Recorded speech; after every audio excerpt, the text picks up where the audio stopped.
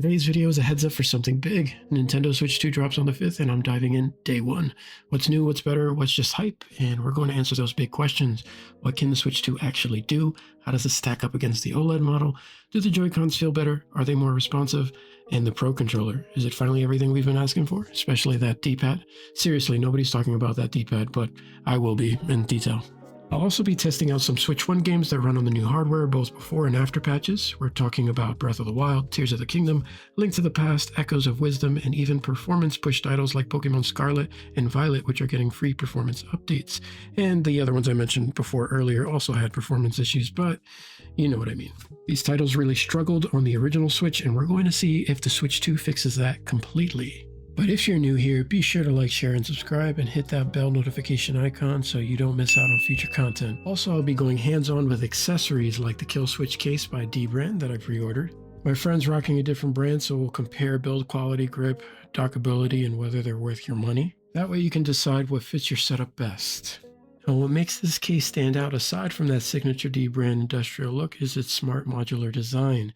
It's actually one of the only cases right now that lets you fully detach the Joy-Cons without removing the entire grip section of the case. That might sound minor, but if you're someone who wants to swap controllers on the fly or plays in tabletop mode a lot, especially with those mouse controls, that might be more comfortable and a big win for usability. It's got the tactile rugged texture, a kickstand that actually holds up. You've also got a custom dock adapter so you can leave your case on while it's docked. It's designed to preserve the OEM cooling and supports 4K 60 output and turns your dock into more of a clean display stand for your Switch 2. Honestly, that alone makes it feel premium. It comes with a semi-transparent travel cover that's rated for over 100 pounds of crush protection, which is wild, and if it's anything like the other Killswitch for the Steam Deck, it is really strong. But here's the thing, it's not just there to keep your screen safe. They've also included a game card holder that snaps into the cover and holds 10 games, turning it into a display window for your collection. It's functional and flex-worthy, you're bringing with you. And finally, the stick grips for added precision and control with your thumbsticks. It's a small touch, but if you've ever slid off of a Joy-Con stick mid-battle, you know it matters. And personally, on my original Joy-Cons, the rubber actually came off after a long period of use, so the edges actually turned into kind of like wearing out tires. It looked like that. Overall, it looks like a case that actually understands how we use the console, whether you're at home or on the go or somewhere in between.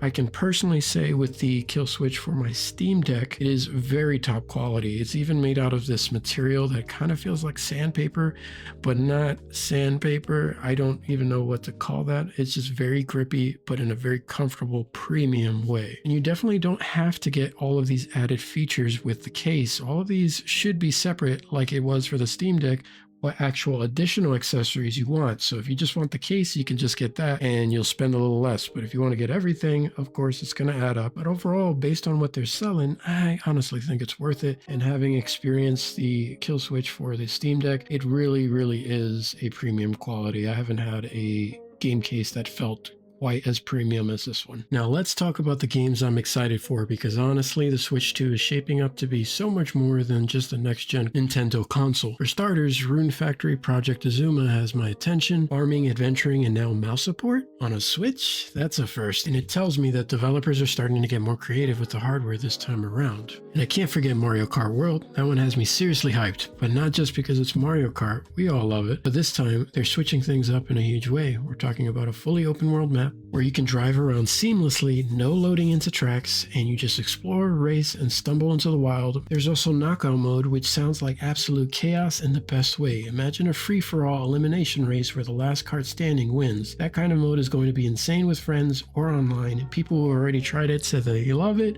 It's their new favorite mode, and it hasn't even come out yet. And yes, I am going to be getting the camera. And while I do have my own camera to test out with it, I want to get this one for portability just so I can take it with me wherever I want, and I will be testing all of that real-world integration stuff. Mario Kart has always been a blast with others, and this one looks like it's taking things to a whole new level. Then there's the Raito Kuzunoha remaster or remake, whatever Atlas is calling it, but I'm hyped, but also kind of annoyed. It's going to be a game key card, and you guys, I'm sure, have heard of that already. They do this every year. Why? I'm still going to play it, but I hope a lot of us make enough waves to get them to stop doing things like this. I've also got a massive backlog of Switch games I never fully got into, not because I didn't want to, but because the performance just wasn't there.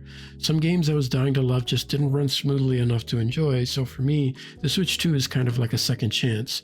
A chance to finally go through those titles with a better frame rate, or at least a more stable frame rate, shorter load times, and even some resolution boosts. That's a big deal to me.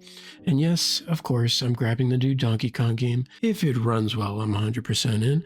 There have been some reports of performance issues. Hopefully they snuff those out before release. Also keeping my eyes on Metroid Prime 4 whenever that decides to show up, but honestly, I'm just excited to re-experience the games I already own, but with a performance that doesn't feel like I'm stuck in molasses. What about you? Drop a comment and let me know what you're hyped for on the Switch 2.